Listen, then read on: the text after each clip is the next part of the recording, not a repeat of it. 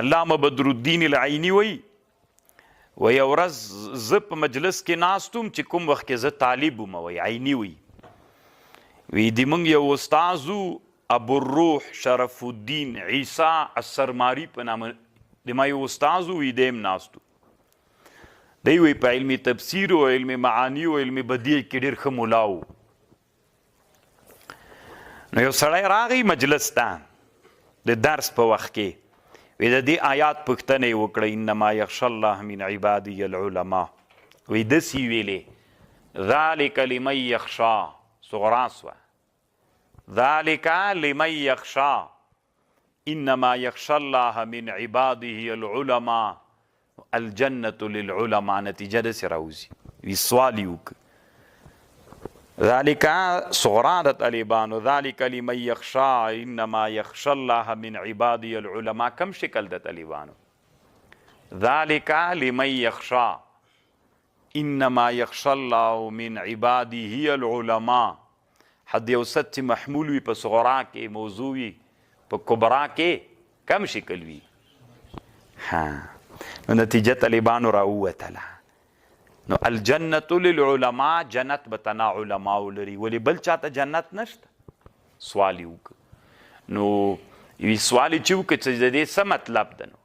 بل آیات کې راځي ذلک دا جنت چې د لمن یخشى انما یخشى الله من عباده العلماء نو الجنة للعلماء چې دا سوال یې وکړه ټول علما چې دلته ناست ول چپ سول د ما استاد شرف الدین عیسی سرماری وی دی جواب ورکړ چې دلته مراد د علماو نه موحدون دي ذالک دا جنت چې د لمن یخشا د موحدونو دی پاره ده انما یخشى الله من عباده العلماء او توحید چې قائلین دي د الله هغه علما دي جنت طالبانو د موحدین علماو دی پاره دغه علما چې موحدون دي په توحید علم لري قال وما يعقلها الا العالمون وما يعقلها نپویږي په دغه مثالونو چې بیان کړل سول الا العلماء مگر علما پویږي رښتیا د طالبانو په مثال باندې څوک پویږي علما پویږي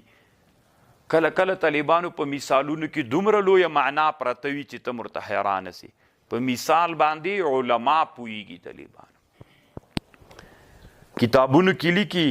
یو ورځ وی دوه خره روان ول په یو باندې مالګه بار وه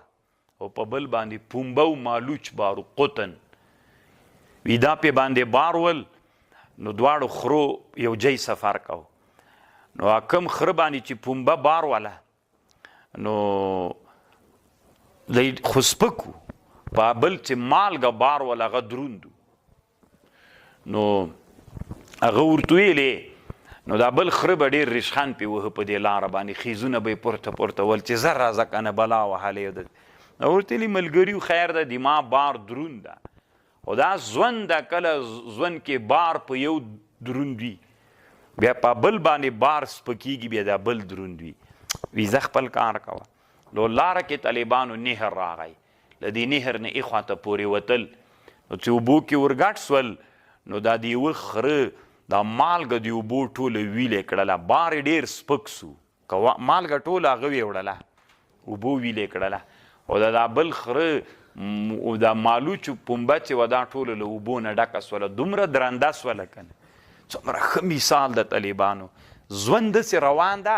کله طالبانو په زید باندې دروندوالی وي کله کله طالبانو زید بار پې دروند وي بیا طالبانو کله الله د زید حالت ښه کړي بیا په بکر باندې حال دروند وي 13 کلن جهاد کې په علماو په دینی مدارسو باندې طالبانو ډېر بوج و دروندوالی و تکلیف و بیرته طالبانو الله عز وجل اوس د هغه حالت ته راوسته نو چې دې حالت ته راووست طالبانو سړی باید ناشکري ونه کړي ځکه دنیا هم داسې روانه ده کله به په تا دروند بار وي تکلیف وي او کله به په بل باندې وي نو وما يعقلها الا العالمون علم نه لري په دغه مثالونو چې ما درته بیان کړل مګر عالمان علم لري. یا مې بله ورځ درته ویلي انشاءالله په یاد مې مې کېدی ستاسو ته مې ویلې هغه لیکلي دي څه ورته وایي کلیلتن و دمنه په دې کتاب کې لیکلي دي وایي د ځنګل بادشاه پیل و